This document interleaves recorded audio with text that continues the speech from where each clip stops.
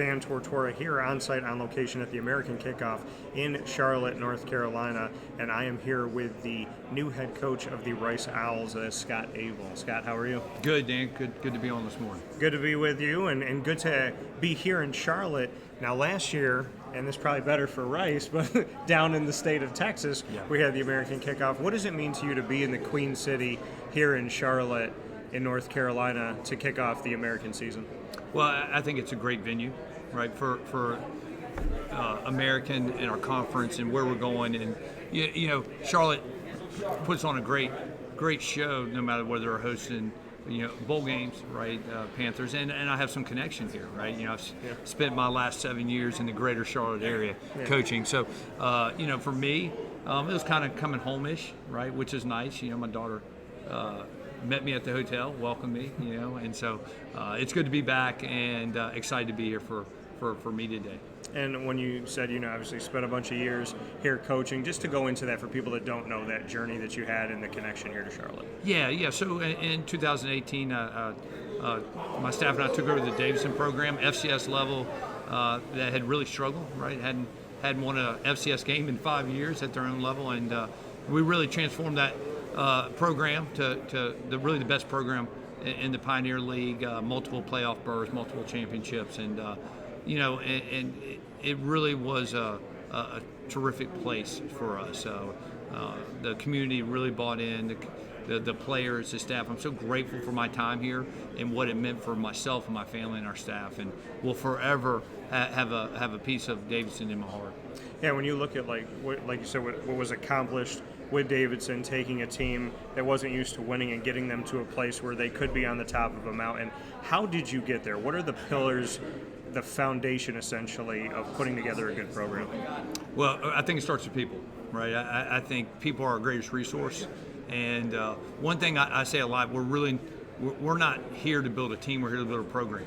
I think there's team builders out there, meaning, hey, let's flip rosters, let's make this happen. I'm the opposite. I believe in program building and developing, and when you're in situations that really kind of expose that, you need to be that, right, where you may have a challenge, whether it's geographically or a challenge academically in what is admittable into your institution, and that's kind of been my MO, right? I've coached now the head coach at Rice.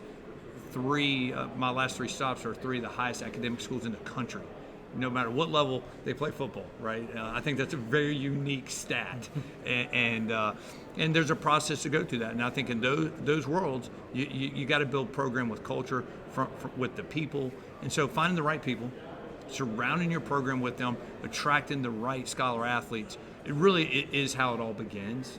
And then finding the people that want to compete at a high level, right?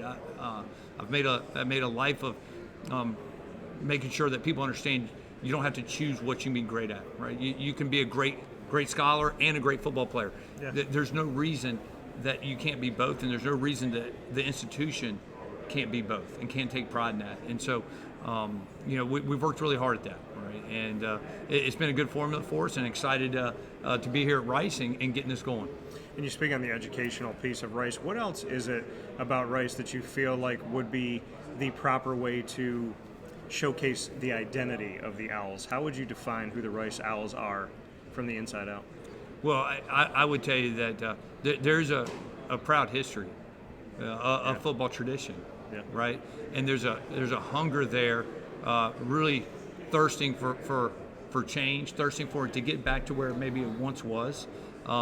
And there's a lot of enthusiasm and excitement and support behind that. And that's what I felt from my very first conversation with Rice back in the late fall to now. I've said this a lot in my first 7 months.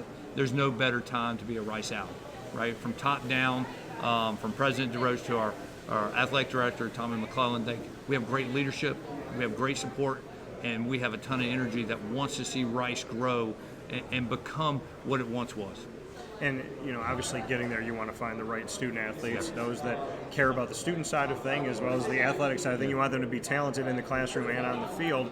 But when you're putting this together and you're trying to ramp this up and get it going and bring Rice to a place of prominence again, what are some of those things that you feel like can happen right away, maybe beyond the win-loss column? How can you win the day essentially with Rice to get to a place where this is moving in the right direction consistently? Well, I think you got to change the narrative, right? You have to instill confidence, right? You have to make sure that your roster, your building, your program understands that we are here to win. Yeah. Right? We're not here to settle. And I think these first 7 months have gone extremely well with reference to that. And that's hard to do in an off season, correct? So, that comes with your off season training. That comes with the implementation of new offense, new defensive schemes, and seeing the guys get excited about that, right? They can see how they are going to be successful in our vision. And that shows up every day in our locker room with our players, their excitement, their enthusiasm about what we're doing. There's no doubt in my mind. This is my 5th head job, right?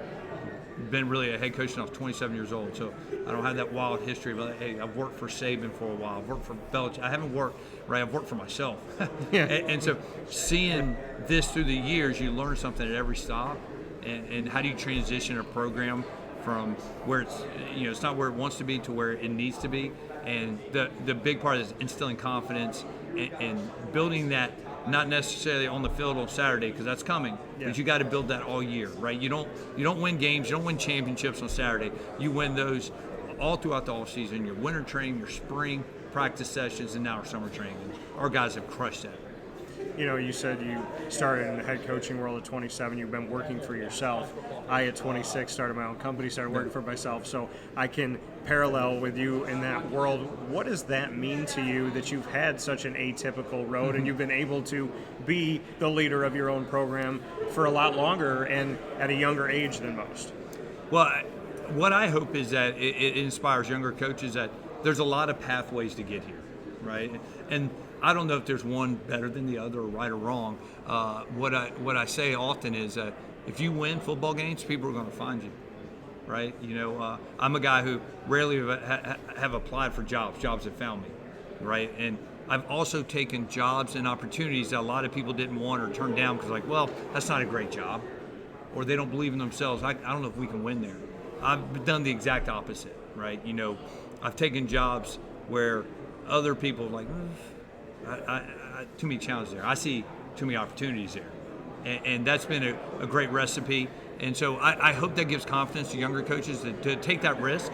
Right? If you want to be a head coach, if you're waiting around for the perfect job, you're never going to be a head coach. Right? Go find that opportunity. It's looking for a change. You be that change. Surround yourself with great people. And I'm just one, right? We talk about our we motto in our program: win everything, win everywhere, with everyone. And that with everyone really been the main reason for the successes through the years, surrounding yourself with the great people who will really implement your vision and carry out the process. Win everything with everyone. I like that. Well, we get to do something that you typically don't get to do. I'm going to let you ask a couple questions. So you can put me on the hot seat, Coach. Any question in the world, feel free. Oh, I love this. Okay, so Dan, I would ask you, tell me, what memories do you have of Rice football? I would say it's really it's been in the American. It's been the connection here. It's been talking to the student athletes, getting to know them, looking at some of the history, and, honestly educating myself and being surprised in a good way of what was there and the excitement of what could be there. And I also think that the campus is, I haven't physically been there myself yet, which I would like to be, but talking to some of the administration and then looking at pictures and whatnot and kind of speaking with them about it, I said, this is a beautiful, amazing, why is this not talked about more type of thing. The city of Houston is a fast-growing city, as you know. There's so many different aspects and pieces to it. So I think that my connection with Rice football has been one of looking at history, wanting to see you win, and then wanting to tell people about all of the good and just what you have to offer, which I don't think is talked about enough. And so to me, with the American in general, and then absolutely with the Rice Owls, it's to tell your story more. And if you'll let me during this season, I'd be happy to continue to do that. Oh, we'll let you, Dan. We want to talk about Rice football.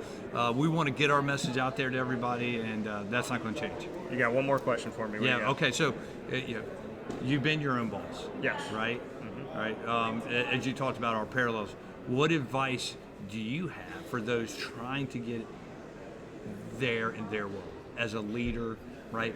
Running your own system, running your own network podcast, running your own football program. What advice do you have that all of us who have done that or doing that can take with us? I would say first and foremost, have faith in God. I don't think you can get it. I mean, I know you can't get anywhere without it. So I would say have faith in God, lean on God, know that sometimes you are wrong, and sometimes being wrong is the best thing that He can tell you.